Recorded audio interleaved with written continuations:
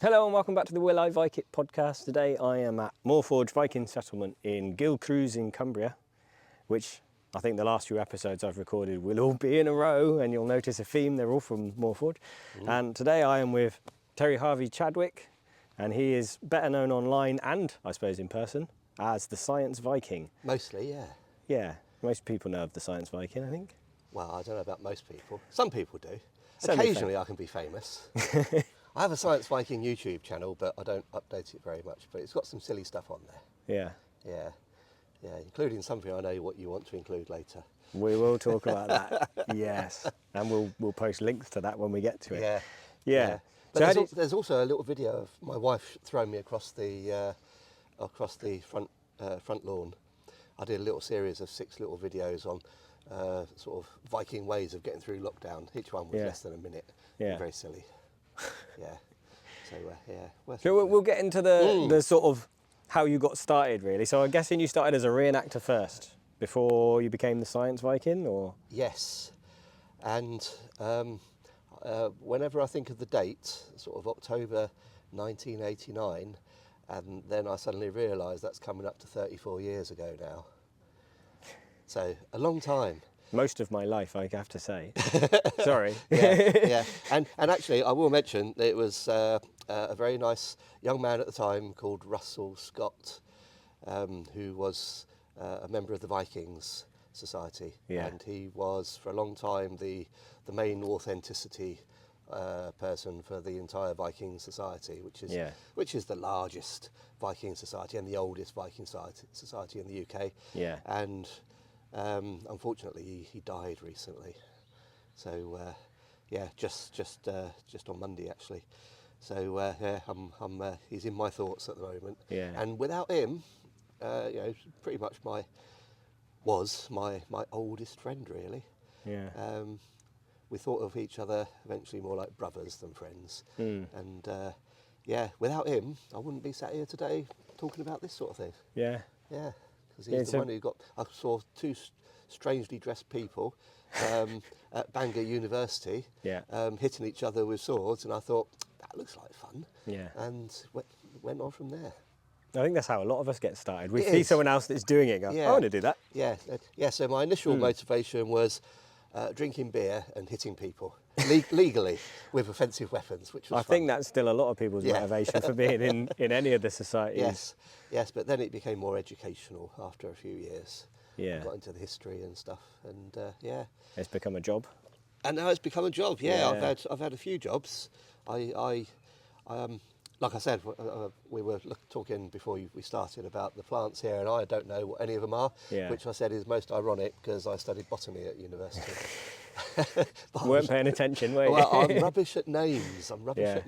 And identifying plants is something I just couldn't do. Yeah. Much to my amusement, mostly, although to my lecturer's horror, and then obviously wanting to be a biologist of some sort and a scientist, I went straight into IT, as you do, and spent nearly 20 years in IT, then became a science teacher, and spent nearly 10 years teaching science, and then got fed up with schools as such, being a part of the education machine as it is nowadays. And I thought, no, I'm going to do it my way. So because I was a science teacher, I initially left, when I got made redundant from my school, I took voluntary redundancy from my school. Yeah. And initially, I was going to do science shows, anything from birthday parties to like performances at the Big Bang Fair and the British Science Festival, which I've done, and even on telly. And that's what I started doing. But I thought, but I know lots about Vikings now because I've been doing it for 20 odd years. So I started going into schools as a Viking and stuff. Mix the two. And mix the two. Eventually the pure science stuff sort of went. Yeah. But like if we'll do a weapons demonstration later. And like my unique selling point, I suppose, so no stealing this, is talking about the physics of the weapons. Right. Yeah. Although calling myself the Science Viking, I sometimes think, I'm not really a science Viking. If someone was to be called the science Viking, it would be that Hurstwick group over in America, Canada, I think they are. Yeah. And Hurstwick, they go and they're making high resolution images of swords and stuff and working out the like I talk about the really basic physics that a 5-year-old can understand and I can understand, but they go into the real nitty gritty of all the physics behind the weapons and whatever and stuff. So they're and how it all relates to combat and everything. So they do proper science, whereas I just tell people stuff that includes a bit of physics. Yeah. And that involves going around schools, and you do site visits here at Moorforge too, don't you? Yeah, so like Moorforge has become my favourite place of work, really. I started doing schools here probably about 5 years ago, and it's sort of built up. I mean, we get about 20 schools a year, which for an area like this I think is about right. It's quite remote here, isn't it? But for Cumbria, the links, it was just right at the end of the A66. Yeah. So for within Cumbria, like Penrith, it's less than an hour's drive away. Yeah. And even Carlisle, so and just beyond. So there's plenty of schools within a sort of 60 to 90 minute drive, which is probably as far as they want to go for a day visit. Yeah. And rule of thumb, I reckon, and I've talked to other people who do schools, rule of thumb, it seems about right. You get about 10% of the schools in the area come in, and that's where you get your schools from. Yeah. Trouble with Cumbria is it's the second largest county, but also the second most lightly populated county. So, despite the fact that it's an absolutely huge county, there's only about 200 odd primary schools here. Yeah. Whereas, like you go a little bit down south to Manchester. There's thousands of schools. That's there, not south, that's north. Well, yeah. That's at the. Yeah, I think actually the northern part is just north of northern Manchester. So Manchester's still in the Midlands. That's fighting talk for some people. Gonna get in trouble with that one. Oh yeah, well that's the fun part, isn't it? Yeah. So so I sort of.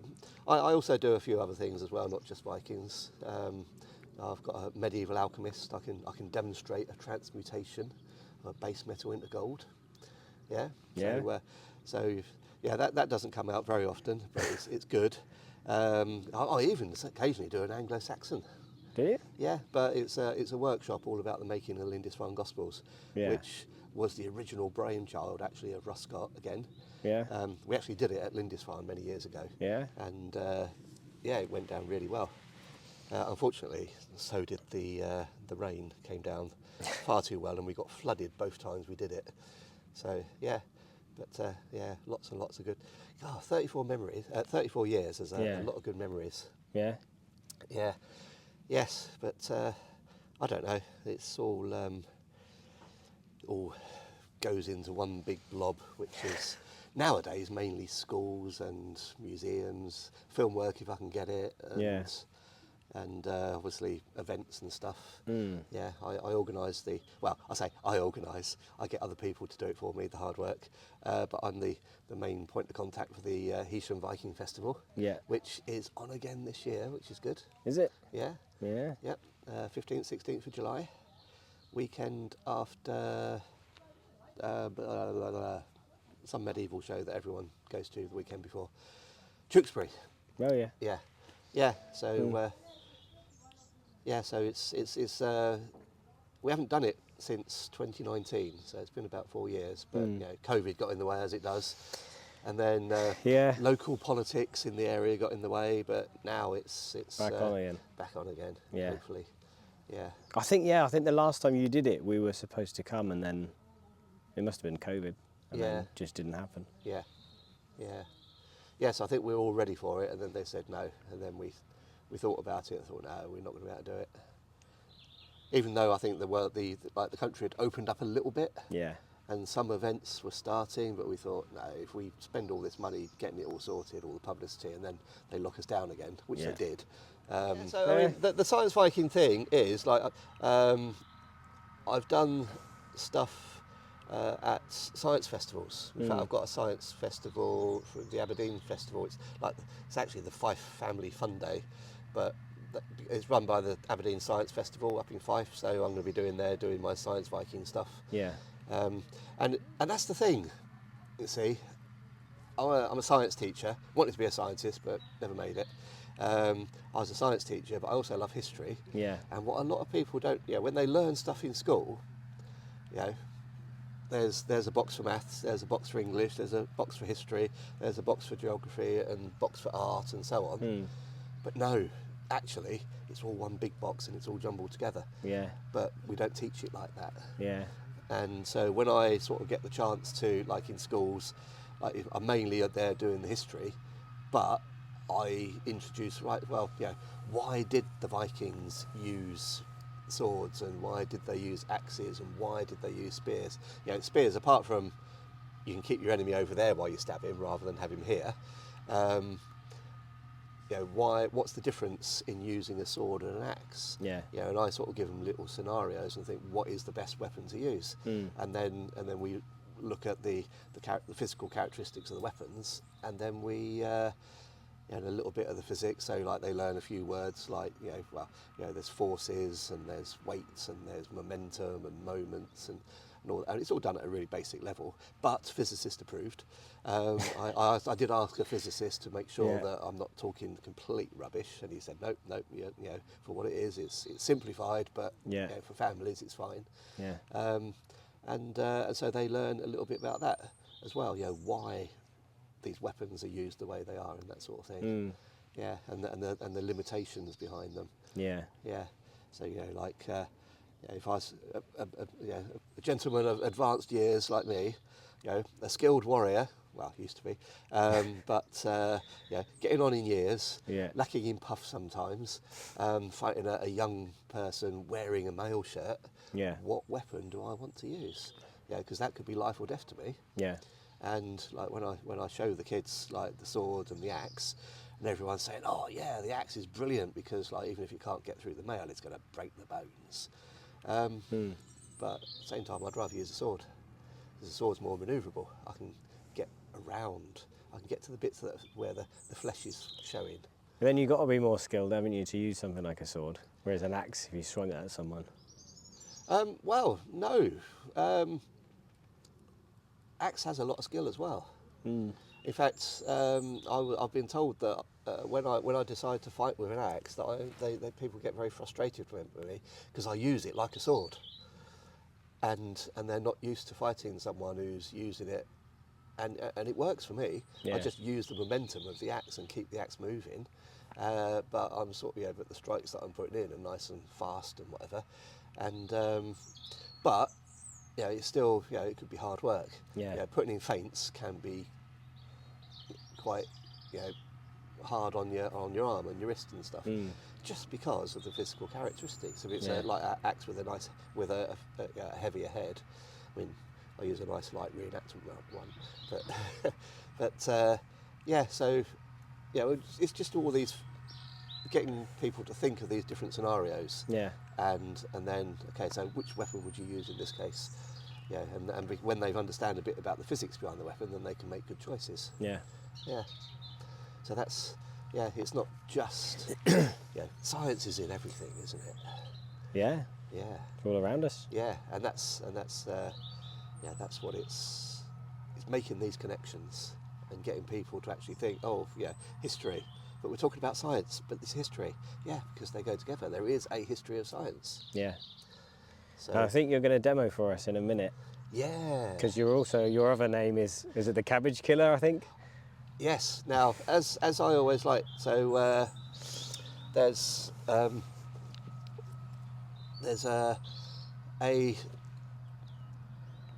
most of the famous Vikings that we know nowadays, a lot of them from the sagas, they've all got nicknames, haven't they? A lot of them have got nicknames, but like a lot of reenactors, they'll take a nickname for themselves, but a nickname should be given, not taken, shouldn't it? And I was actually doing a big display with a nice big team. It's about getting on for 10 years ago now, at the Big Bang Fair at the NEC, Science of the Vikings. It was, when was it? Actually, no, I think it was 2016, or thereabouts. No, it was earlier than that. And it was when Bald's Eye Salve had just been talked about. Freya Harrison, and it was Freya Harrison and Christina Lee at Nottingham University at the time, and Christina Lee was translating this book called Bald's Eye Salve, which is from Winchester, written in the 10th century, credited to Bald, who was a monk, but also a doctor. Yeah. And his leech book, the doctor's book of recipes and remedies and stuff, had this thing for a wen, and it says it's the best medicine. And this was brand new. Yeah. So I was sort of showcasing this at the Big Bang Fair at the NEC. Yeah. We had a Viking longship, I was doing my weapons demonstration and all that sort of thing. Yeah. So like we had a good team, including Russ and his boat. And I've been doing my sharp weapons demo with the cabbage in a little arena, and there are all the kids. And once I'd packed up and gone back to me main stand, this young lad comes up. He's only about, I don't know, he's probably 10 years old or so, and he looks at me and he says, "You're Bjarni, the cabbage killer." And I thought, that's my nickname. I'm having that. It's given rather than chosen. It was given by a young schoolboy from primary school, and it's basically what I do. That's the demo that I'm known for now. Yeah. Is the cabbage killing, where we show how the physics of the weapons affects the damage done to the cabbage. Yeah. Yeah. So we're going to go into that when we go off, and then you've asked me to bring some surstomming, which I'm not particularly happy about. I'm really looking forward to it. So you might not see me in that part of the video, but we're going to do some cabbage killing, and then we're going to move on, and we're going to at least open a can of surstomming, and we'll see where that takes us. Yeah. And then we're going to reconvene over here for the final questions. Yeah. And I fully intend to eat it. I know you do. Yeah. Yes. He's stubborn too. I'm really, really looking forward to it. I reckon, obviously, not 100%, because... Yeah, you can never be 100%. You can never be 100%, but I'm 95% confident that I'm going to enjoy this. And this is going to be the first time we've done anything in front of a proper audience, because we're in the middle of running a tanning and butchery course at Moorforge, and we've got a bunch of people here, and they're all really keen to watch us eat surstomming for some reason. From a distance. Well, except for Sue, who is on the Moorforge team, and she has also asked whether she can take part. So you're going to see Sue in the next part of the video as well. Yeah. We're going to go and settle that up, and then we'll reconvene here afterwards for a bit more of a chat. Yeah, and we'll see how green our faces are. This is not a good idea. Oh, I'm loving it. I'm looking forward to it. Can't wait. Well, one of the questions coming up later, as you know, because we did it in York already, is what's the worst thing you've ever eaten? Yeah. And I'm hoping it's not cardamom today. Well, after eating the fermented shark, it was still cardamom. I know, but I think this might be worse. Yeah, we'll see. So we've come outside, or we were already outside, I don't know why I said that. So we've come across Sue just outside the Willow Woods in front of the new longhouse build. And Terry is going to demonstrate why he's called the cabbage killer, I think. Yeah. Well, as I said earlier, the name was given to me a long time ago now by a small child. But the name has spread, as names do. And the reason people know me by my name, it's they hear of it whispered in awe and fear in the vegetable aisles of supermarkets and in grocery stores, and I am known as Bjarni, the cabbage killer. What have you got against cabbages? Well, this is no ordinary cabbage, you see. It's a specially trained Viking battle cabbage. Ah, one of those. Also, they didn't have bull cabbages, but... Yeah, I know. but we won't go into that. Putting my food hat on again. Yeah. Well, as you say, it's a specially trained Viking battle cabbage. He does look... They're not for eating. Looks pretty aggressive, yeah. Yeah, it's pretty. You can see how it's sort of leaning forward there, trying to get... I'm glad you said he was a Viking and not a Saxon. Yeah. But, you know. Yeah. Us Saxons are very civilised people. Well, so are we. So are we, because like you say, if we were talking, you could do this doing Romans and the Celts, but then we'd sort of just slap a bit of blue paint on it, and that'd be a Roman killing a Celt. But of course, us Vikings, being civilised folk, as you can see, I have a relatively plain coloured under tunic. So this battle cabbage also has dressed in a plain under tunic. At least we're not saying he's a Pict this weekend with Hamish on site. Yeah. A richly coloured, because being a warrior, and he's come to the pinnacle of his profession now. So he has a rich madder dyed over tunic. So we'll whack that on in, just like mine's. I think that's Kermes, my one. Even more expensive. And then, even though there's no sort of archaeological evidence, or even any pictorial evidence of padding underneath the armour, is there? It's very. We know they had it before, and we know we had like the Normans and whatever, they had it, but during the main part of the Viking Age, there's very scant evidence, if any. Now that would be stupid not to wear padding under your armour, as we will see. Yeah. Okay. So the current theory, or current theory going around, is that perhaps they wore 2 or 3 really thick woolen tunics over their ordinary clothing. Yeah. And that would, so just like I've got some wadmol here. Yeah. So I know it gets quite dirty too, doesn't it? Your tunic. Does. And a lot of also, people have 2 tunics. If you survive the battle, it'll not only protect you, but it will also protect your nice. Because when you go into battle, you go in your best clothes just in case you get killed. You want to go to Valhalla in your finest, don't you? Of course. Yeah. So this will protect it if you do survive. And then of course you have your mail over the top. Yeah. And now we're going to have a look at some of the common weapons. All right. So the sword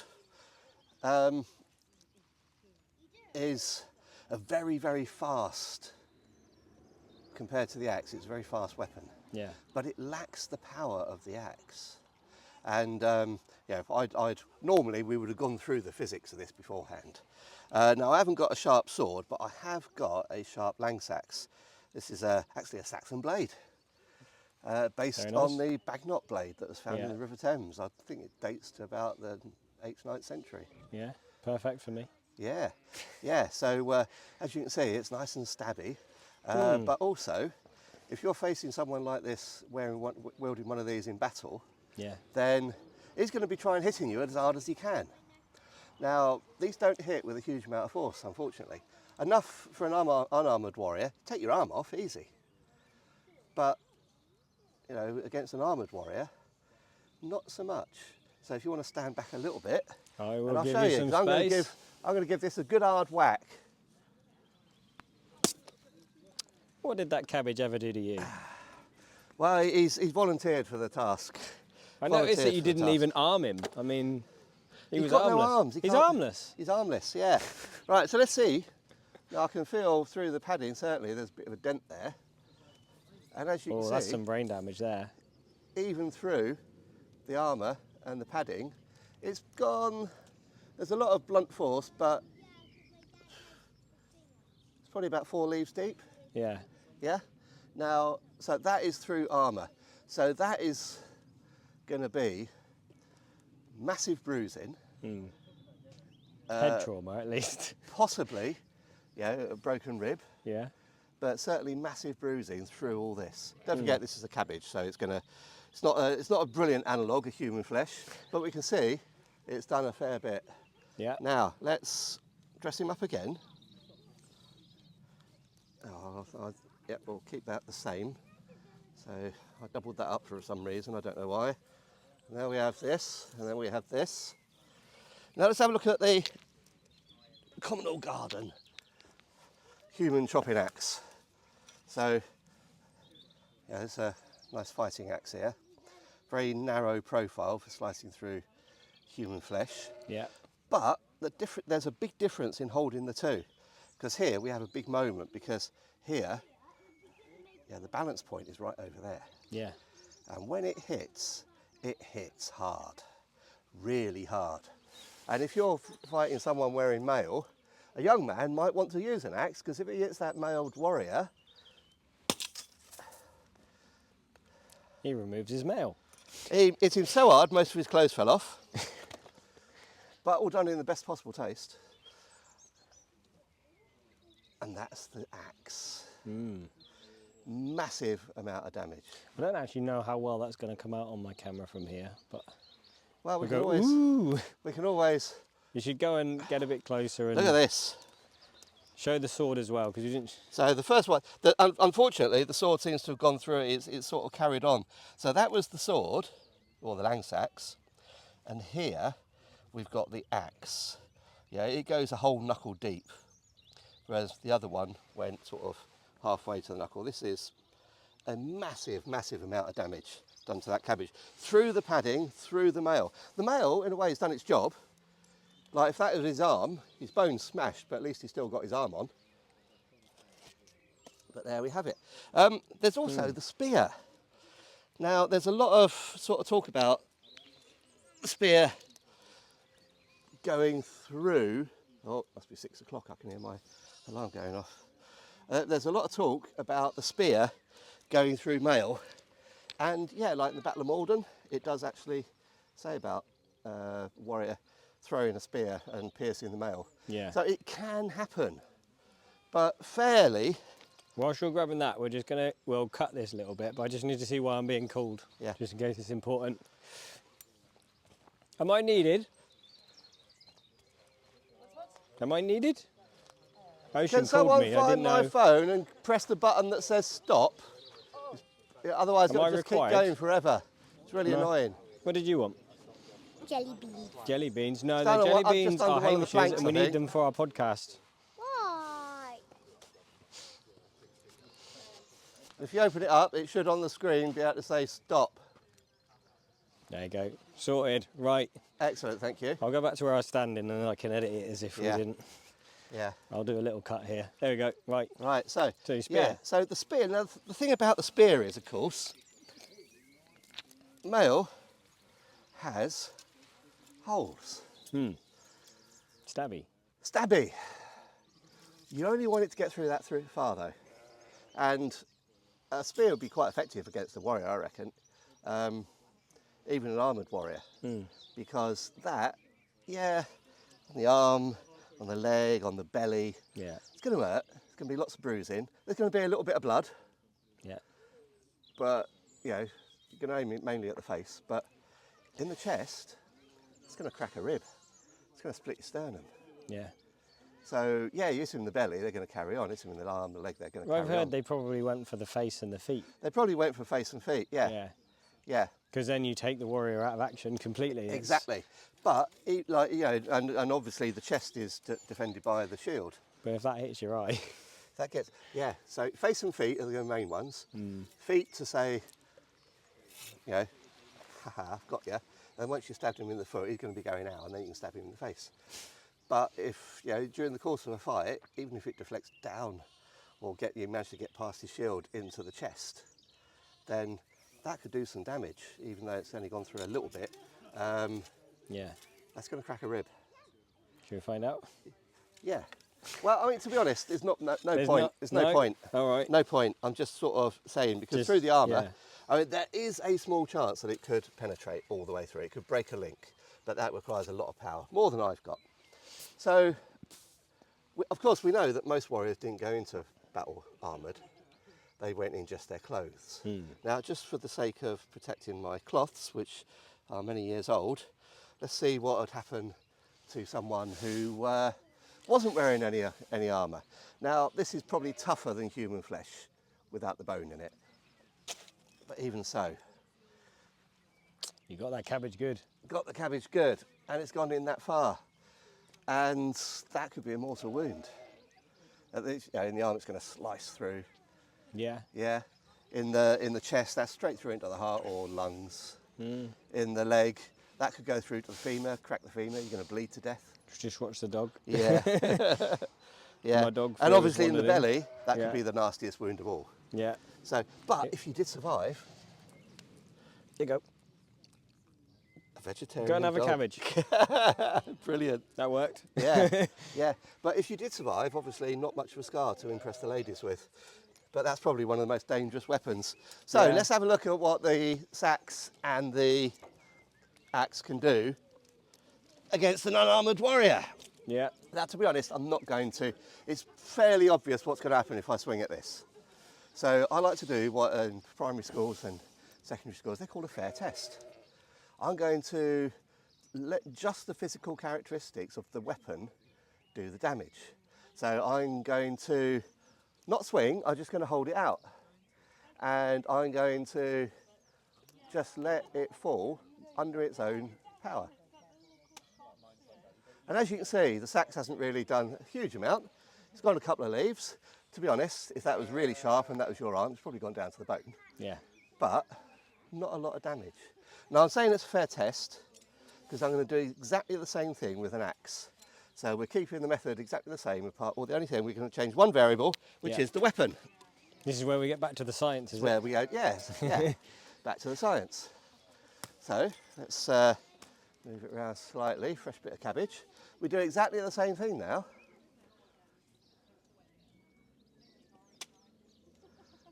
And as you can see, it falls down. Yep.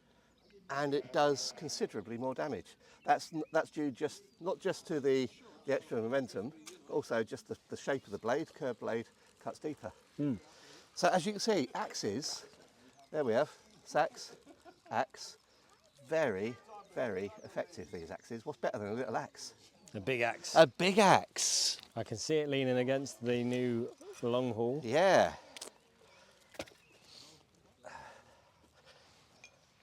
Now this is Death Singer. This is my long axe. I feel like I need to take an extra step now. You might want to take an extra step back when it comes, yeah. Yeah, used to great effect. Come over here.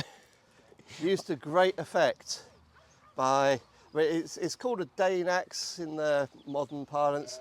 So it was brought to England in the middle of the 10th century, second half 10th century by the Danes. Yeah. So a lot of people call it a Dane axe, but I prefer just to call it its generic name, long axe, because the Saxons ended up using this as well. It's a very good weapon, and it was used to. I like to talk about the Battle of Hastings and the Bay of Tapestry. Yeah. And whenever you see the Huscarls on the Saxon side using these on the Bay of Tapestry, lots and lots of dead Normans and bits of dead Normans. Swinging these just lops bits off bodies. Yeah. And they're even very effective against the Norman cavalry. They're terrifying. When you go into battle and you've got to go against one of them. Yeah. Oh, and this one, it's called Death Singer because as it strikes, it sings.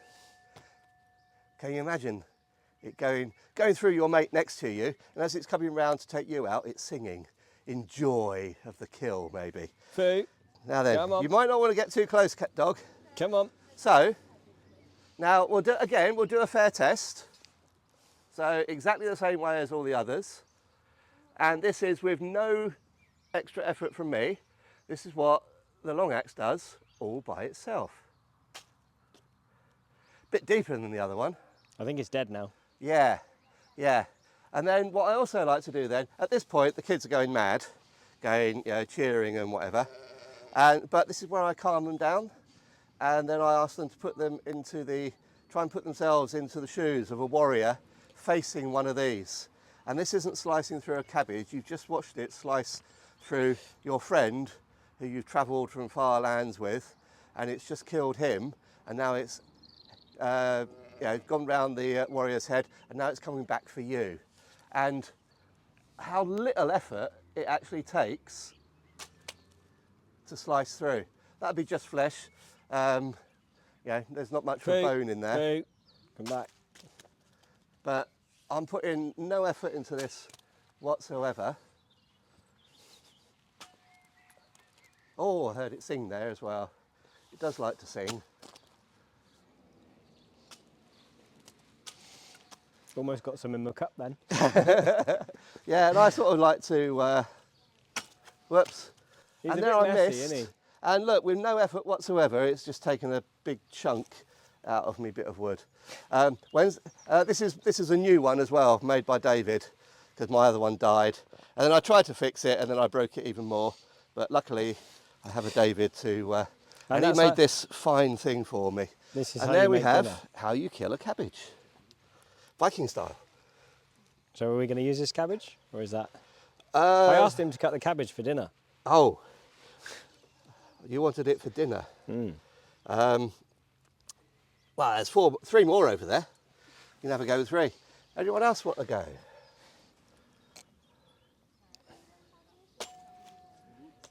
It's singing. It's singing.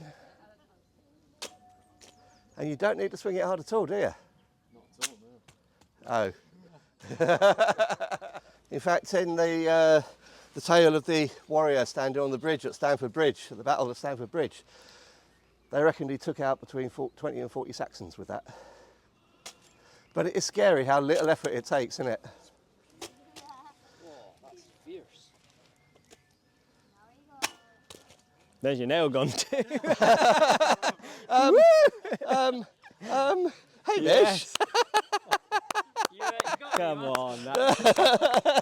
What a way to end that. And it was embedded in the ground. Sorry. So it was, well, A high five. Yes. nice one, nice one. Yeah. Oh, Well, there we that's go. Hamish. Tail slayer. What Now do we for call that? revenge, the Surstomming's about to come out. Yes, Hamish. Actually, you've got the Post Slayer. axe. Just Post Slayer or Spike Slayer. Post or Yes. Spike? Spike Slayer. Yeah. There we go. Well, that just shows you he wasn't even trying. Look what he did. Nasty. Just treated it like a skinny Saxon. Fine. can you take the axe back?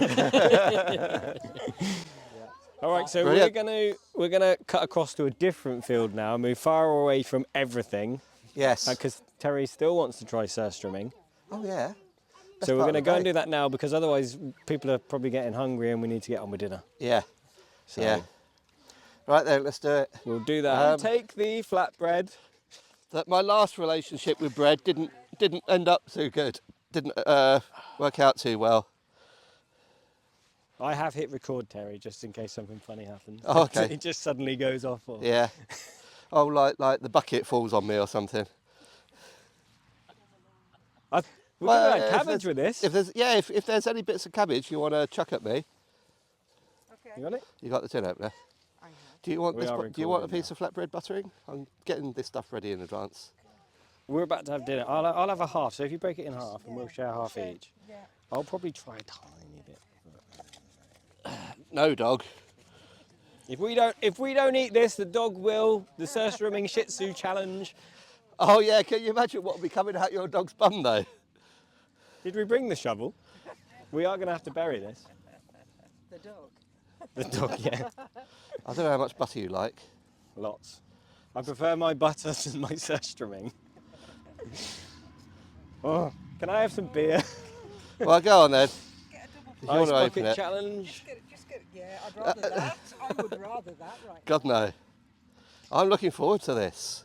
I know you are. It's something I've wanted to do for such a long time. I'll mention now that we have a live audience for the first time on the podcast. We need more onion. So everyone that's doing the course with Oh, for heaven's Hamish sake, and myself Terry. is now watching and waiting for a laugh. Someone, look.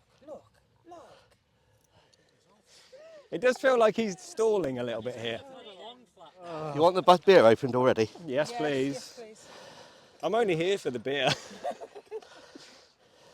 said that This the other day. this cost us 50 quid between me and Terry. We went halves on it. Money down the drain. Imagine all these videos you see of people being like, oh my God, it's disgusting, look, we need to bury it. And we go, actually, it's all right, that. That's the plan. Let's just hope, eh? If I pour a bit and I'll give you the bottle. Okay. I'm sure you want a bit. Oh, Yeah. someone's gonna have to hold that for me though. Should we swap? We didn't introduce that you were here. Sue from previous episode, from the Moorforge team. She's not mic'd, so she's going to be very quiet. Right. So you're going to do this with a Dane axe? Well, let's have a think, shall we? We're just going to...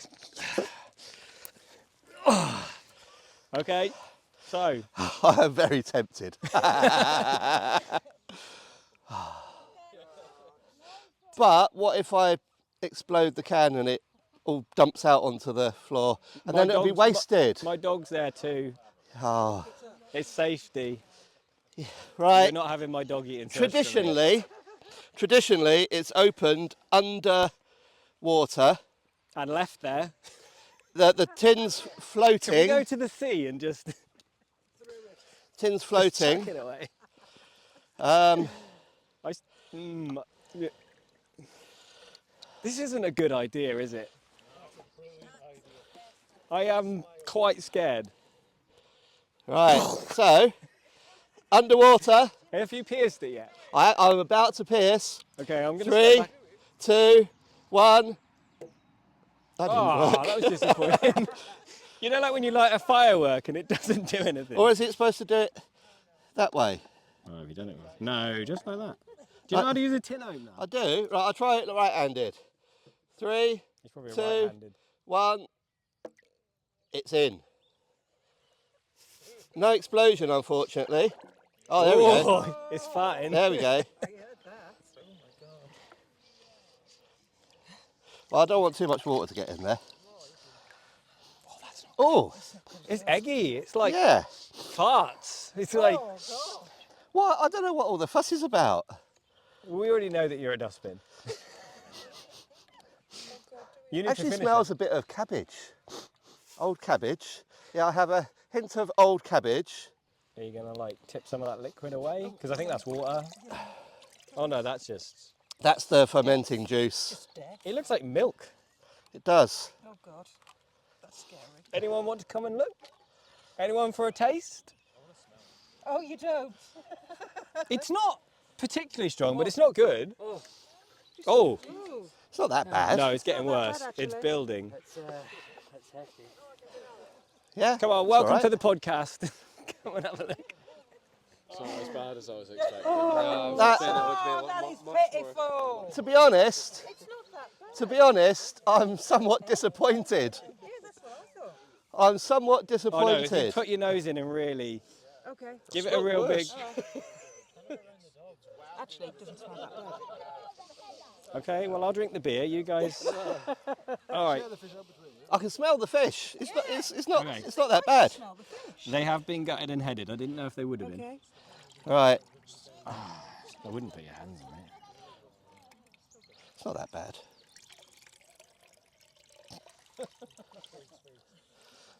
Right. So, That is foul, man. I don't know what your problem is. It's not like fine. evacuate bad, It's fine. My mouth's already watering. right. Hold but I on. want the tiniest piece. Tiniest I'll eat the tiniest. Yeah, same here. Yeah, you eat one. No! He's going to finish the can, isn't he? These look like they got bones in, No, mine. what are you doing? We're not Are they doing the actually whole one. gutted? I don't think. Oh, I they don't are. think they've been gutted. Ooh. There's fish guts in there. We might need to take the fish guts out.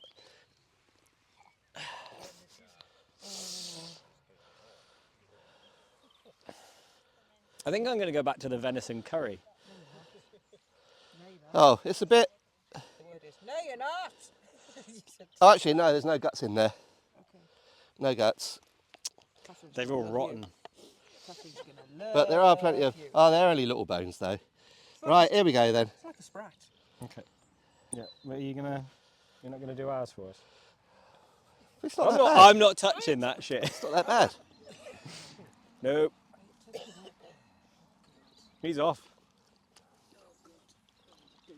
He's looking a bit red. Is this where we kill Terry? No. It does No, actually. don't, over there. Just in case. What? Head that way. No. I can taste the onion. Doesn't actually taste much. Doesn't taste them much. I can't touch it. I can't. It's It just looks stage like this fright. anyway. To be honest, I'm extremely disappointed. Fighting words. That's enough for the both. Yeah, I don't even want that. Oh my! Yes, he is. It's being stitched up for me. No. Oh, that is It's all right. There you go. Sorry, podcast. Okay. I don't think I've ever sworn on my podcast, and I've done a few in the last couple of minutes. I'm just gonna. Don't touch me. Don't touch it. Oh. That is that bad. Well, the wind's actually coming from this direction, so stand behind us. You'll see. Anybody else for Surstomming? I'm trying to think what it reminds me of. Something fishy. It's tangy. Oh, that might be the onion, actually.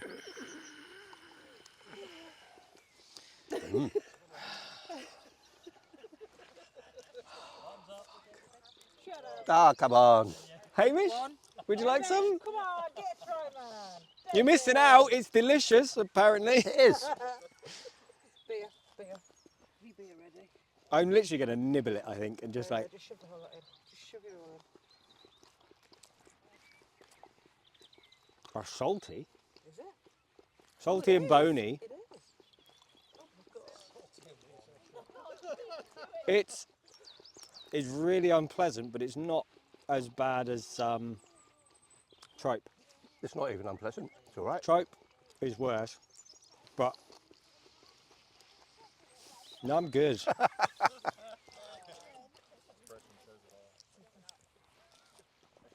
It's incredibly salty. You got it all.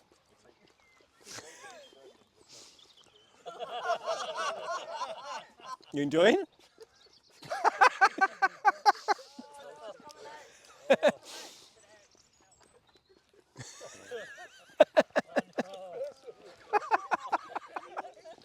I'm struggling to swallow. I've got the tiniest. I'm glad I didn't put it all in. Come and introduce yourself to the. This is our guest Sue from one of the friends of Moorforge.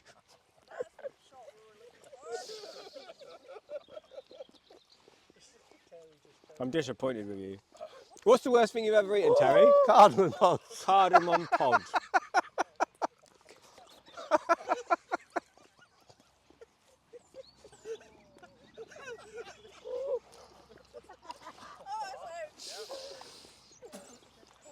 That's the worst thing I've had. Okay. I'm so sorry. Oh, God, that was fucking horrible. I nearly spat mine out laughing then. Why was I going to use that? That's got all the juice in.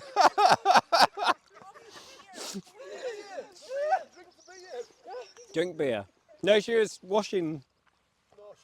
I'm so sorry. Were you not? I thought you were washing your hands. No, I was just about to wash my mouth. Right now, Terry's going to show us the ice bucket challenge. Surstomming edition. The tin's yours. I'll see you up in the Willowwoods for the rest of the podcast. It's, Yeah. I'm still trying to swallow. It's better than tripe. Yeah. All right, we've come back in and Terry's going to eat some more. I think without the bread this time. He's getting red, right? Have we killed Terry? That's when I bend down. That looks dangerous. I'm naturally florid anyway. The colour of his face, right? Are you still recording? It's recording. You got to eat it like a seal. Now, to be honest, I'm not that sure about this.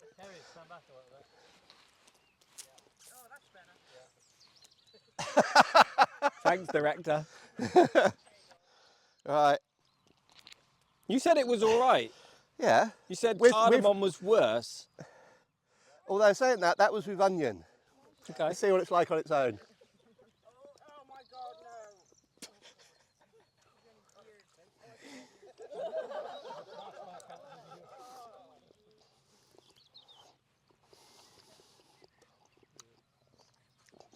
Tangy. I think it's an honour thing here. I don't think you really like that. To be honest, I wouldn't have it again. There we go. That's a win. I'll take it. Now we find out if the dog will take it. Will Fu Vike it? Yeah, I wouldn't have that again. Yeah. So, the Surstomming challenge has thrown down its gauntlets and you accepted, and Was disappointed, to be honest. I keep burping. And I had the tiniest piece and it's so bad. Well, I had 1.5 fish. Actually, I've still got it on me tash, so I can still smell it. Be interested to find out it's what your on wife me. thinks. Well, I don't think she'll be. You'll be sleeping after us. outside tonight. She won't be. She certainly won't be asking for a snog tonight, anyway. All right, so we'll wrap up the episode because, I don't know, with all the chopping and the surstrumming, I think we've been running for a while. Yeah. So I've got 6 questions that I ask everybody. Okay. 3 for the main podcast and 3 for Patreon. Yeah. And they do eventually go public, so Yeah. watch your answers. So the first one is, if you had an unlimited budget, what would be your dream project? Unlimited budget. To be honest, is to get Moorforge finished. Yeah? Yeah, that's what I'd do. This has become like my little home from home, and if and we are struggling for money. It is a struggle for money to get the stuff built and everything. Yeah. And that's what I'd do. Yeah. Yeah, I'd spend it on Moorforge. Cool. And then whatever's left, obviously, I don't know. Buy some more surstrumming? Yeah, Open a surstrumming restaurant? that'd be good. On the outskirts of town, I imagine. Far away from anybody. Yeah, Yeah. yeah. All right, so the next question is, do you think you could survive on a Viking Age diet? I think this is going to be an obvious one. Probably. We've discovered there's nothing Terry won't at least eat, if not enjoy, Yeah, unless it's cardamom. yeah. I don't like cardamom pods. I'll spit those out if I find one. So is there any food you'd miss on a Viking Age diet? Any food that I'd miss? I suppose the obvious one is pork scratchings because that's my favourite. But other You probably than could make that- something similar. in Exactly, Viking Age, 'cause exactly. You've got your pork, it's yeah. salt. Yeah, but there's sort of, it's getting all the fat and frying it, deep frying it and whatever. But yeah, that's all possible. It is possible. Yeah. Yeah. And obviously, if I was transported back to the 10th century or something, then I'd have new knowledge and I could wow all my neighbours with these fantastic pork scratchings. But anything that I'd really miss? Not really. No.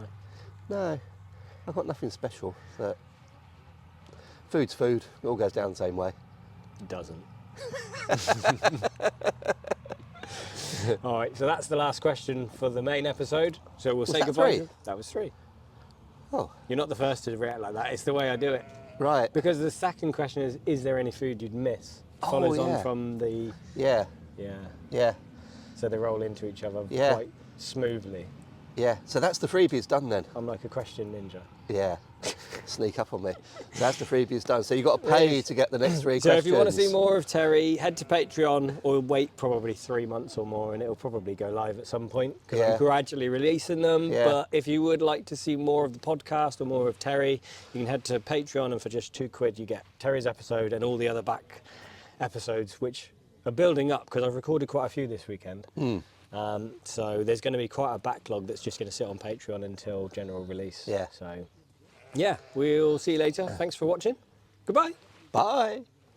Oh yeah, so before you go, I forgot, Oh, you yeah, need to yeah, give yourself yeah. a little plug. So where can Yeah. people find you online? So you can find me. I have a YouTube channel, Science Viking. Apparently there's an Instagram, although I don't remember doing it. My Facebook page, Science Viking, apparently feeds through to Instagram, but I don't really do that. I set it up because Facebook wanted me to. So Facebook's the best place to find you. 'cause Facebook's that's the best where place you're- to find me. There is a website, scienceviking.com. Coming soon, folks. It has been for the last 3 years. I'll get around to doing it with all One my other day. bits and pieces on as well. Yeah. Yeah, and on my YouTube channel, we mentioned that I have my little thing. Oh, those do you know, little- we haven't discussed that, have No. we? So very, very briefly, because we do need to go and have dinner. Yes. Yeah, it was actually ages ago. It was back in 2011. I So think. you starred on Britain's Got Talent. Well, I wouldn't say say starred. I wouldn't say starred. I did as Professor Boffin Yeah. I did. They actually phoned me up because apparently not everyone has to audition. They also trawl the internet for what they think might be performers, and they've somehow found me. And invited you on. They invited me on. At first I said no, but then, because I never watched it and I thought, load of rubbish. But then a few people persuaded me, no publicity is bad publicity. And I did a thing. Now, I just finished teaching. I was going in there. I'd only ever performed to small audiences, birthday parties and small halls and whatever. And the things that I chose to do, apart from one thing, everything that I chose to do was basically for that type of audience, not for, 3 judges and a theatre full of 3,000 people. And so I did it. I got 2 beeps, so I managed to complete. I only got 2 I heard 2 you beeps. had 3 beeps. No, I had 2. Okay. No, they didn't stop me. Yeah. I stopped before they beat me 3rd time. And who didn't beep you? David Williams. Oh, okay. Yeah. It was what's his face? The guy who does it. I haven't watched it for years. No. Couldn't tell you. Simon Cowell. Yeah. Alicia Dixon, she was a cow. And David Williams was at least pleasant. Yeah. I don't think me and Simon got on. And So you're not BFFs now? No. And his words at the end was, this is potentially the worst thing he's ever seen on Britain's Got Talent. And then, I think it was end of 2019, 2020, what's his name, Richard Mulhern, the comedian guy who I did some stuff with, he did a series called The Top 10 something Britain's Got Talent acts. And I was on the top 10 worst Britain's Got Talent acts. Oh, there's a claim to fame. Yeah. But where do you think I came? 1? Yep, Yeah. I was number 1. Yeah, So number you're one, the top- number 1 top worst 10. ever? I'm the number 1 worst ever act on Britain's Got Talent. Wow. Yeah. So if anyone's still listening, It's on my YouTube channel. Just look for Science Viking. if you send me a link, I'll pop it underneath Yeah. and people can go and find it. Yeah. I think we should go and eat some proper food. And Oh yeah, that curry does look good. The curry is going to be better than the surstomming, I can tell you. Probably. Yeah. Yeah, probably. Right. Thanks again, Terry. Yeah.